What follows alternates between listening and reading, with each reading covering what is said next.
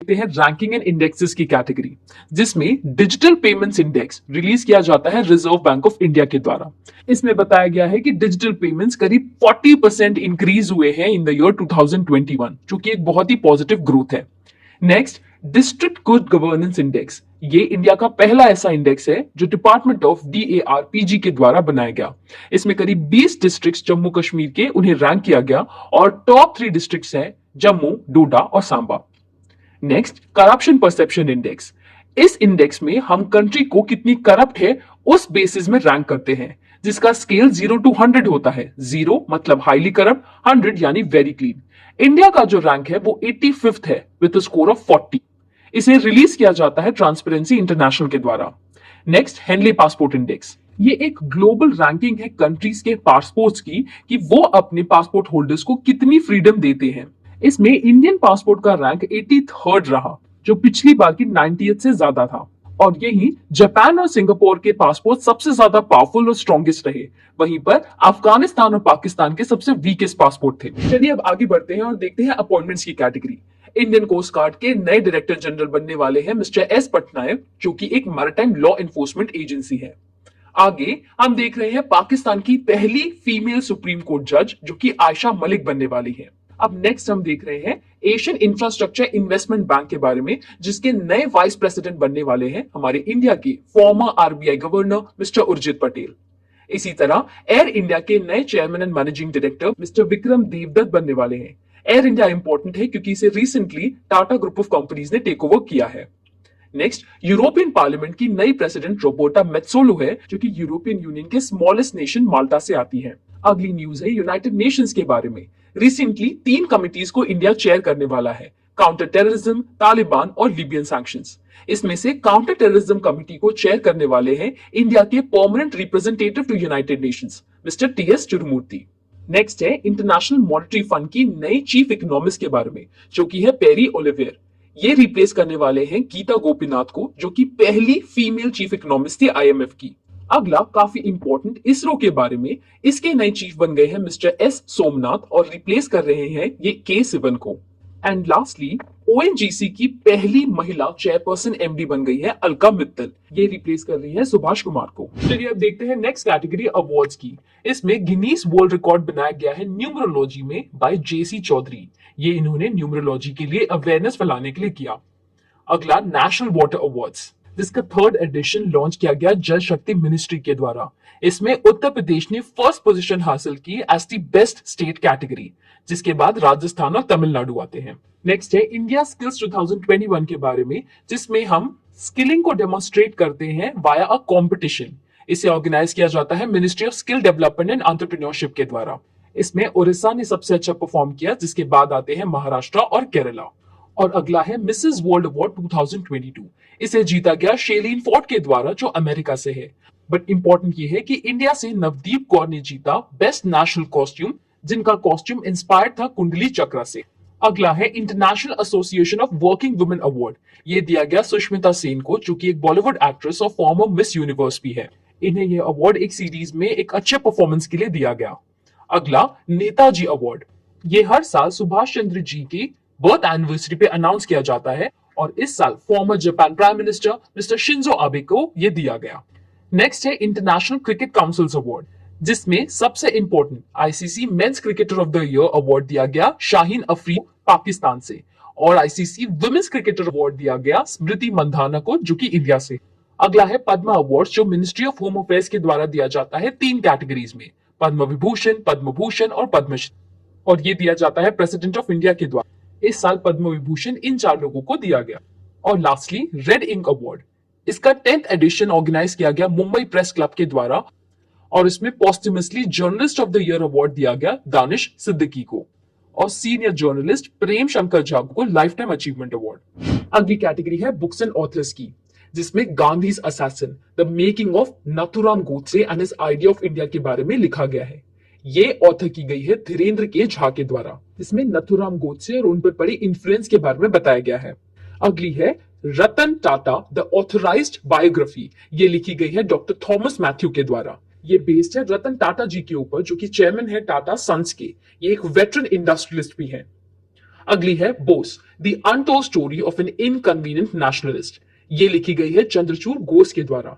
इसमें सुभाष चंद्र बोस जी के थॉट्स और ओपिनियंस बताए गए हैं, उनकी बताई हुई और अनकही स्टोरीज भी है। अगला है the legend of Birsa Munda. ये लिखी गई है तुहिन ए सिन्हा के द्वारा, जिसमें बिरसा मुंडा जो कि एक ट्राइबल हीरो है उनके बारे में बताया गया है। चलिए नेक्स्ट हम देख रहे हैं स्पोर्ट्स की category. AFC women's Asia cup 2022 India में होस्ट होने वाला था, but recently because of the covid cases India ने इससे विड्रॉ कर लिया। अगला सैयद मोदी बैडमिंटन चैंपियनशिप, जो कि एक इंटरनेशनल बैडमिंटन टूर्नामेंट है इंडिया में होने वाला। इसमें वुमेन्स सिंगल फाइनल जीता है S Indian shuttler PV Sindhu ने और इसे लखनऊ में ऑर्गेनाइज किया गया। नेक्स्ट है 73rd ग्रैंड मास्टर के बारे में, जो कि बन गए हैं तमिलनाडु से Bharat Subramaniam. 72nd grand master थे मित्रबा गुहा वेस्ट बंगाल से। अगला पहला world deaf T20 cricket championship के होस्टिंग राइट्स इंडिया ने जीत लिए हैं, जो कि अब केरला में ऑर्गेनाइज किया जाएगा। नेक्स्ट हम देख रहे हैं तासनीम मीर के बारे में, जो कि पहली इंडियन बन गई है जिन्होंने वर्ल्ड नंबर 1 रैंक हासिल किया है अंडर 19 गर्ल्स सिंगल कैटेगरी में। वहीं पर बॉयज सिंगल वर्ल्ड नंबर की पोजीशन हम देखें, इसे टाई में होल्ड किया गया है लक्ष्य सेन, सिरिल वर्मा और आदित्य जोशी के द्वारा। अगला इंडिया ओपन 2022।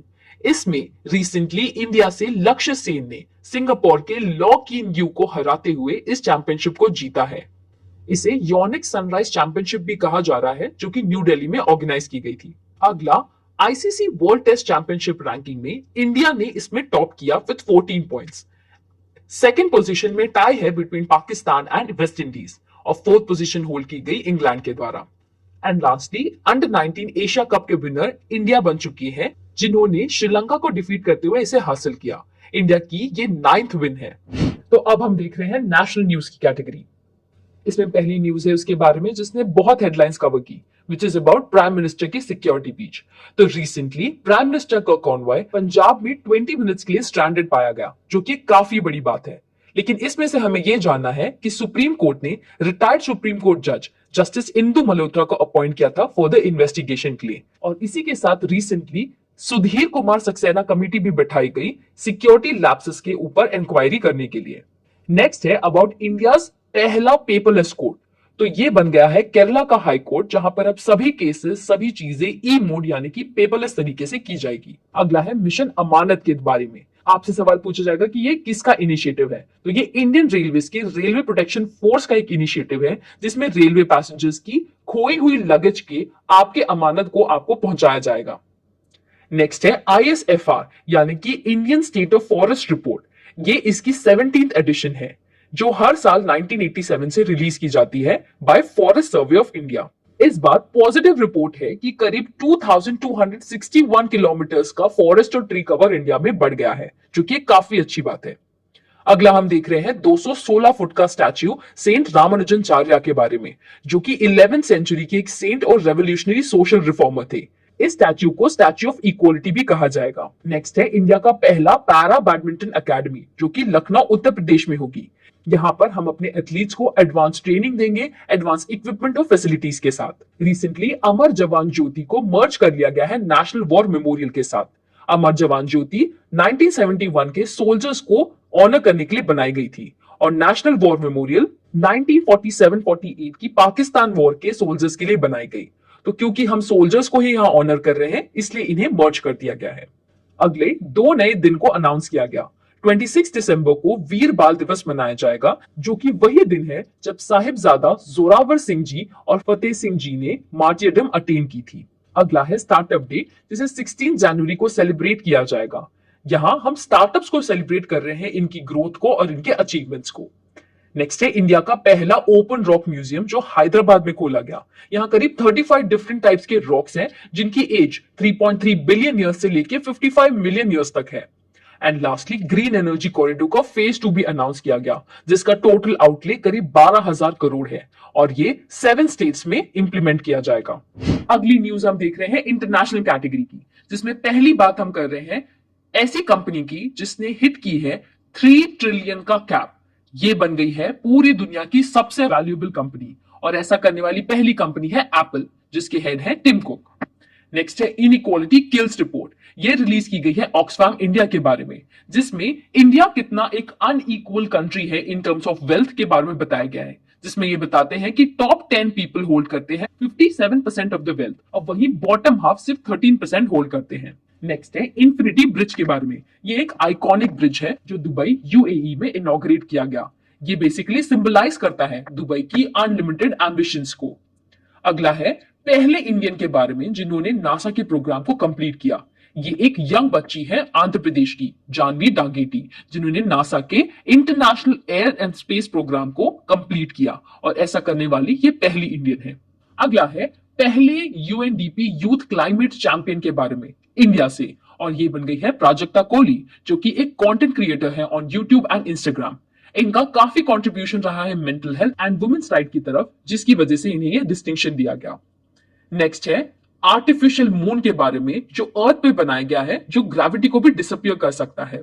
ऐसा करने वाली कंट्री चाइना बन चुकी है, जिन्होंने इसे एक रिसर्च फैसिलिटी पे बनाया इनसाइड अ वैक्यूम चेंबर, जो करीब 60 सेंटीमीटर का है इन डायमीटर। नेक्स्ट है पहला इंडिया सेंट्रल एशिया समिट, जिसके होस्ट बनने वाले हैं इंडिया यानी कि प्राइम मिनिस्टर मोदी। काफी सारी कंट्रीज आती है जैसे कि कजाकिस्तान, उज्बेकिस्तान, तुर्कमेनिस्तान, जो कि सेंट्रल एशियन कंट्रीज कहलाती है, और इसके पहले होस्ट होने वाले हैं इंडिया। नेक्स्ट है नई कैपिटल इंडोनेशिया की। अब तक इंडोनेशिया की कैपिटल जकार्ता थी, लेकिन अब बनने वाली है नुसंतारा, जो कि बोर्नियो में होगी। बोर्नियो दुनिया का थर्ड लार्जेस्ट आइलैंड माना जाता है। नेक्स्ट है पहला हिस्टोरिक पिग हार्ट ट्रांसप्लांट, जो कि इंसान में किया गया।